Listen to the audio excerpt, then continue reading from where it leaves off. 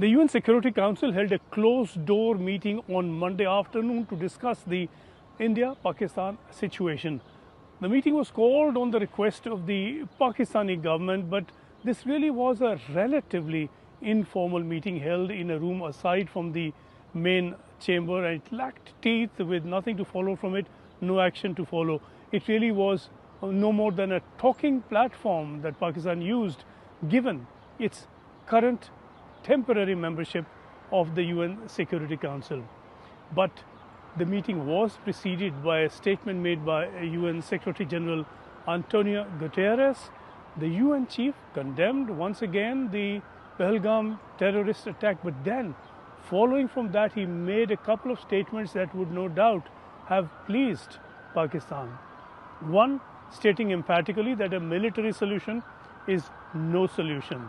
A military strike certainly is an option that India has been considering and by all accounts preparing for.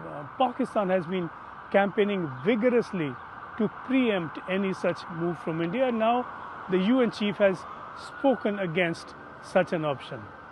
Second, Guterres said that those responsible for the terror attack must be brought to justice through what he called credible lawful means. Now, he did not ask for an impartial investigation in so many words, as Pakistan has demanded with China's backing, but he appeared to back that Pakistani demand in essence. Again, this was language that Pakistan would want to hear.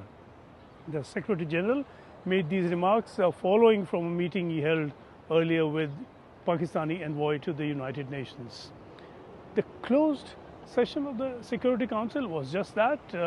It was closed, away from the public eye, but of course Pakistan clearly used its position there to launch a diplomatic attack on India.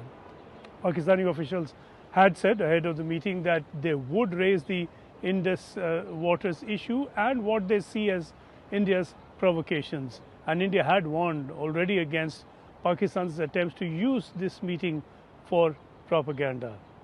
Pakistan is among 10 non-permanent members of the Security Council, besides the 5 permanent members, of which the US, Britain, France and Russia have been supportive of India. But then Pakistan has a strong ally and had a strong ally in the 5th, China.